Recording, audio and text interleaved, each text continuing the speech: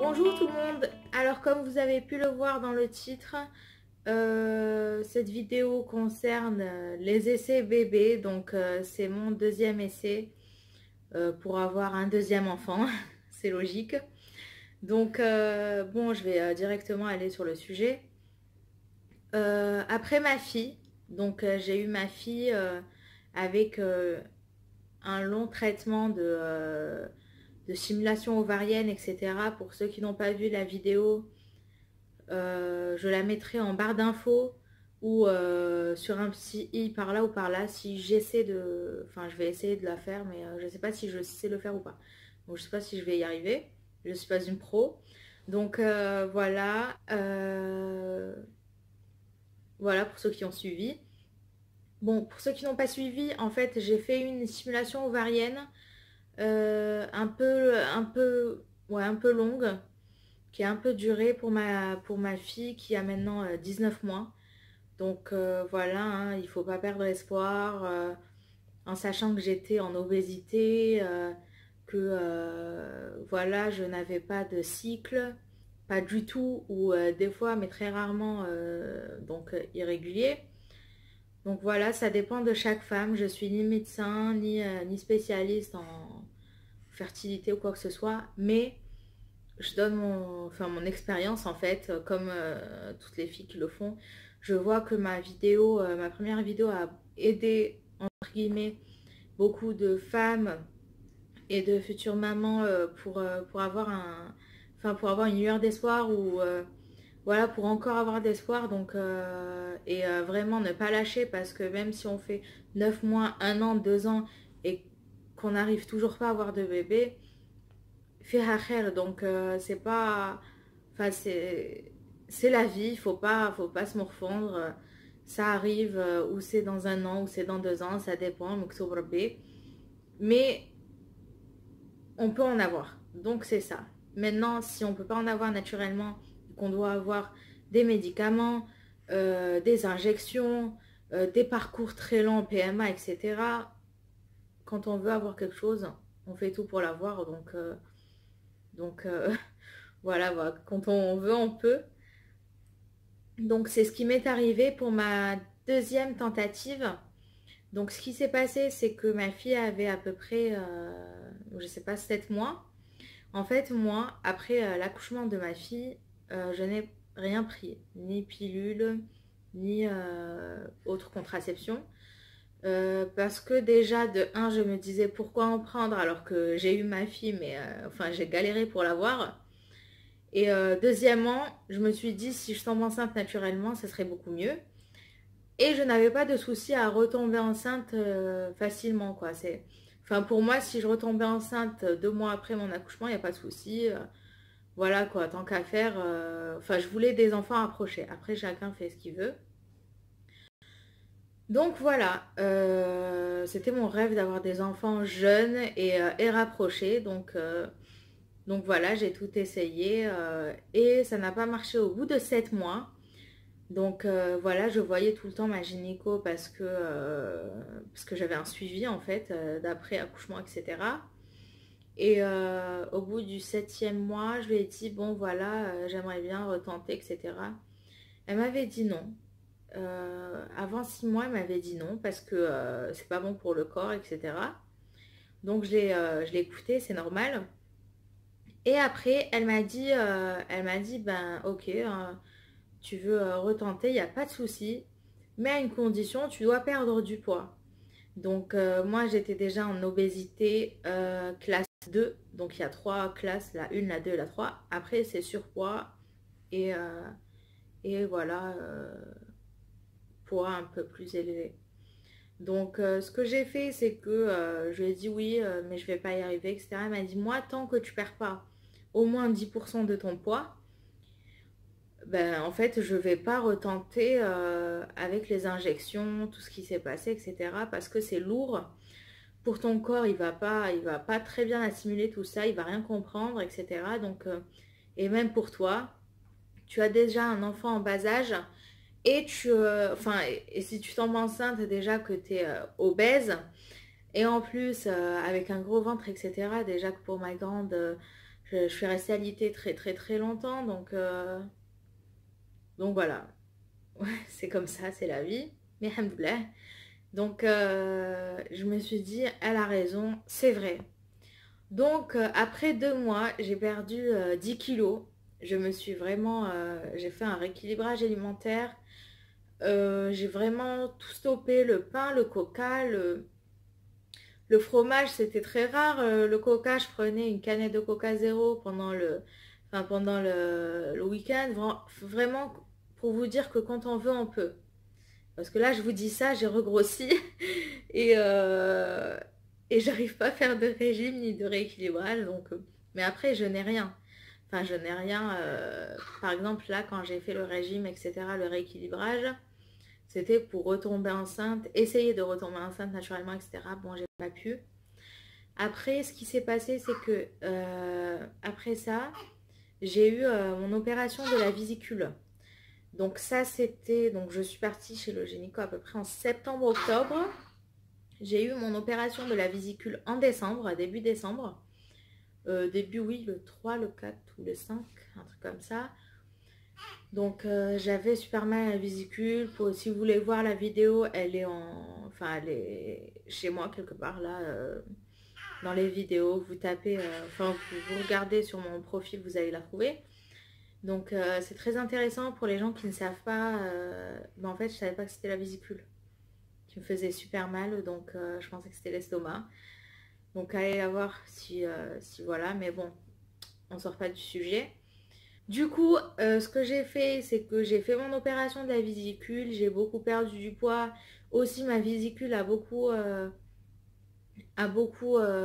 oui, a été... Et oui, en fait, j'avais tellement mal au ventre que je ne mangeais plus parce que je pensais que c'était dû à mon estomac, que je mangeais trop, etc. Du coup, ça a fait un petit... Oui, c'était un plus, si on veut. C'est pour ça que j'ai beaucoup perdu. Du coup, j'ai perdu exactement 11 kilos.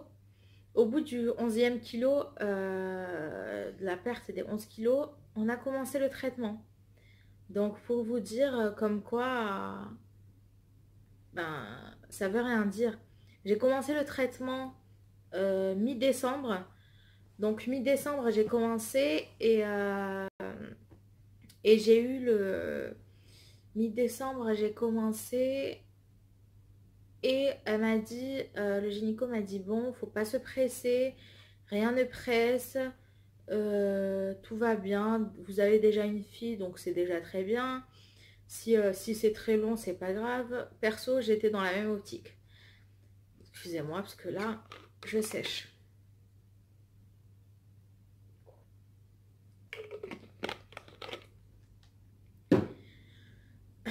Là. Et du coup, elle m'a dit, bon voilà, s'il faut pas se presser, il faut pas se mettre la pression, etc. C'est ce que j'ai fait.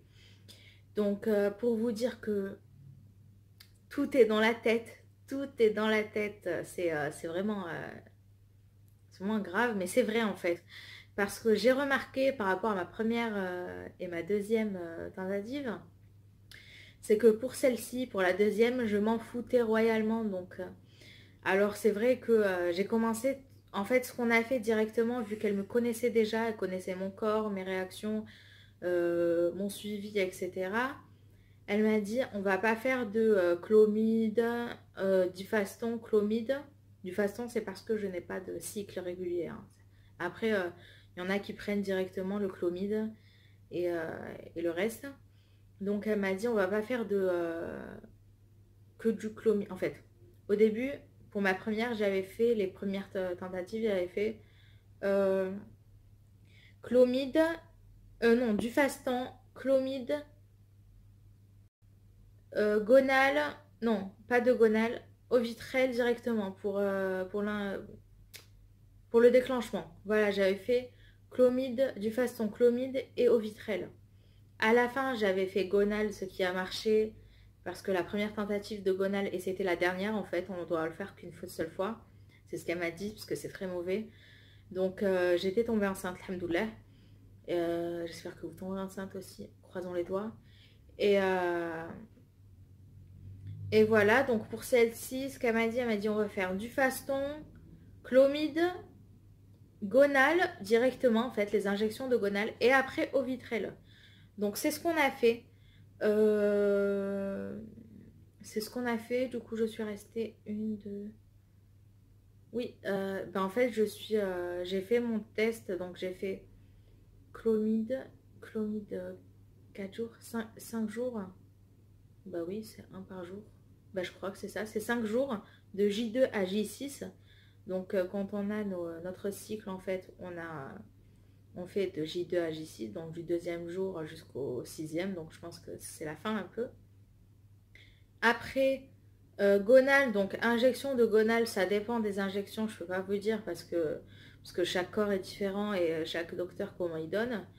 Donc ça dépend, bon c'est du minimum au maximum d'habitude, donc c'est voilà, peut-être des fois ça commence à 75 ou 50, après ça monte 100, 125, 150, etc.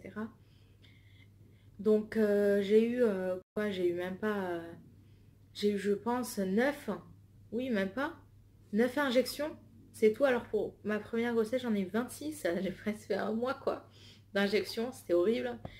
Mais bon, alhamdoulilah. Donc j'ai fait 9 mois d'injection, 9 jours pardon d'injection. Et voilà, elle m'a dit de déclencher. J'avais alors pour ma première grossesse, ben en fait je vous fais un résumé, hein, comme ça vous voyez la différence en fait, c'est ce qui m'a choqué. Pour ma première grossesse, j'avais 3 follicules ou 4 de 20, le plus grand je crois qu'il était à 26 et le minimum était à 19, un truc comme ça, ou à 16. Et celle-ci, j'en avais que deux, un de 20 et l'autre de 23. C'est tout ce que j'avais. Donc voilà, elle m'a dit on va tenter le coup pour celle-ci. De toute façon, rien de presse. Je lui ai dit ok. Et donc voilà, voilà, on déclenche, etc. Et franchement, je m'en foutais. Hein. J'étais ni super à cheval, ni concentrée dessus. C'était, enfin voilà quoi, un plus. Donc là arrive le 10 janvier et je suis obligée donc de faire le test de grossesse de sang en fait. Parce que en fait, si on fait un test de grossesse qui s'achète, donc test urinaire, il peut fausser parce qu'en fait le chlomide et le gonal peut fausser le test. En fait il peut être positif alors que vous êtes négatif, donc c'est mieux de faire directement la prise de sang comme ça, c'est sûr. Donc je devais la faire le 10 janvier, le 10, non non non pas le 10 pardon, le quinze ou le 20.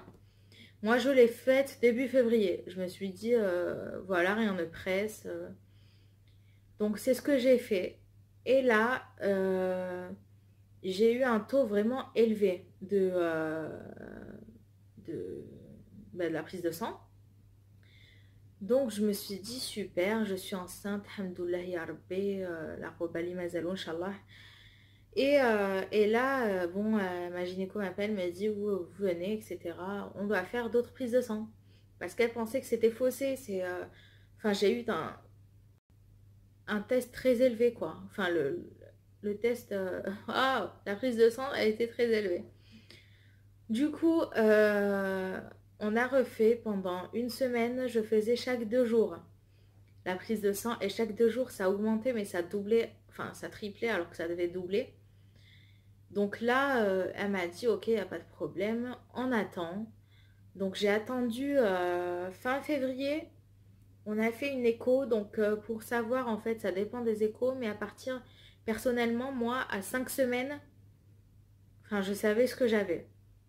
Donc à 5 semaines, là, le choc. Parce qu'elle me fait une écho. Donc j'étais avec mon mari, voilà, j'y vais, j'étais en plein déménagement en plus, bref. Et là, j'y vais, je fais une écho et elle me dit, oh là là, il y a 2 embryons. Et là, c'est le choc parce que voilà, je m'attendais pas à ça. Donc, elle me dit, bon, voilà, vous avez des jumeaux. Oh là là, la catastrophe. Alhamdoulilah, j'étais super contente. Mon rêve, c'était d'avoir des jumeaux. Euh, voilà, je pense que c'est le rêve de... Enfin, non, c'est pas le rêve de tout le monde, parce que j'ai su là récemment. Mais personnellement, c'était un rêve. J'aurais voulu les avoir en premier lieu et après avoir un troisième. Mais bon, alhamdoulilah, c'est le muktoub. Donc j'étais super contente. Donc, et là, elle me dit, c'est difficile parce que, en fait, quand on fait une simulation, etc., c'est pas trop bien les jumeaux parce que ça alourdit le ventre. En plus, j'ai eu ma grossesse il y a pas très longtemps, ça faisait moins d'un an parce que j'ai accouché en avril et j'étais tombée enceinte le 10 janvier. Donc, ça a été, voilà, mon corps avait pris un petit coup, quoi. Et elle avait peur, en fait, que ça marche pas parce qu'il y avait des risques, parce que j'avais des kystes aussi, à cause du gonal, etc., du gonal, du chlomide. Qu'est-ce qu'il y a eu aussi? Ah oui, et j'ai eu un décollement comme d'habitude, j'ai envie de vous dire, parce qu'à chaque fois j'ai des décollements, moi, à chaque grossesse. Donc voilà, ça a été le choc. Mais on était super contents, alhamdoulilah, comme quoi, coup double. Et je m'y attendais pas, comme quoi, pour ma première, j'avais plein d'ovules et on m'avait dit que je risquais d'avoir des jumeaux ou des triplés. Ben, pour cette fois, je risquais rien parce que elle m'a rien dit en fait. Elle m'a pas dit que je risquais quoi que ce soit. Et comme quoi, j'ai eu, oui, j'ai eu deux jumeaux dans mon ventre quoi. Donc, alhamdoulilah, tout est possible. Après j'ai eu beaucoup de complications. Donc là, je vous parle, on est en octobre. Donc mon terme était le 10 octobre et j'ai eu un petit souci au niveau des 6 mois des jumeaux. Donc voilà, bref. Mais alhamdoulilah. Donc bon, je vous ferai une autre vidéo concernant les jumeaux. Donc, enfin, après celle-ci, je vais poster celle-là d'abord, comme ça vous allez mieux comprendre. Et après, je ferai une vidéo pour les jumeaux pour que vous sachiez que c'est pas super, enfin, que c'est difficile, que pour tenter tout ça, faut avoir du courage. Et, euh, et voilà quoi, c'est pas anodin, c'est pas. Après, je sais que tout le monde sait que c'est pas facile, mais quand on le vit, etc., c'est difficile quoi. Bref. Voilà, donc je vous souhaite à toutes d'avoir un beau plus, Inch'Allah, et que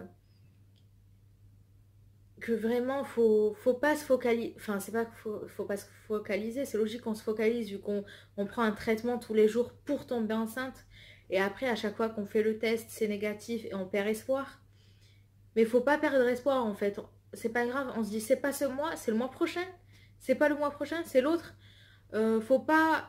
Faut pas se démoraliser, faut pas, voilà quoi. Et je pense que le poids il joue beaucoup en fait parce que pour ma première, j'avais comme quoi, c'est rien, hein, 10 kilos en plus. Enfin, c'est beaucoup, mais c'est rien par rapport. Et j'ai mis à peu près 9 mois à tomber enceinte, alors que pour celle-ci, j'ai mis quoi, 20 jours. Comme quoi, et je m'en foutais, alors que pour la première, le psychique jouait beaucoup parce que j'étais focalisée dessus. C'est au moment où je suis partie en vacances, où je suis tombée enceinte, pour vous dire que quand on enlève ça de notre tête, c'est là où ça arrive. Donc voilà, je croise les doigts pour vous. Inch'Allah ya Rabbi enfin Rabbi يمد الدراري كاع اللي محبين ويرزقكم بالخير ان شاء الله وبدريه صراحه و et voilà donc bon, je suis pas très forte en arabe عربيه فصحى et tout donc je parle بالدرجه. Voilà quoi, donc je vous laisse et voilà, j'attends vos commentaires. Si vous avez quoi que ce soit à demander, dites-le moi. Voilà, pour que ça soit médecin ou quoi. S'il y a un gynécologue qui vous plaît pas, vous pouvez changer. Les gynécos, il y en a partout. Voyez un gynéco spécialiste en fertilité, infertilité. Il y en a partout dans toutes les grandes villes. Donc, enfin, faut vraiment... voilà, faut pas rester chez un gynéco qui vous dit non, vous êtes trop jeune ou non, c'est pas grave, vous n'avez rien. Enfin, si vous sentez que vous avez quelque chose, faut consulter. C'est pas grave, c'est pas gênant, c'est pas la honte, quoi. Enfin, voilà, quoi. Donc voilà, je vous fais des gros bisous et je vous dis à très bientôt pour une nouvelle vidéo et j'espère que celle-ci vous a plu. Donc n'hésitez pas à vous abonner parce que enfin, je compte parler beaucoup plus des bébés du coup. Pas d'autres grossesses parce que je ne compte pas en refaire, c'est pas dans mes projets, à part si Moktober B, mais voilà. Donc voilà, je croise les doigts pour vous et je vous souhaite tout le bonheur.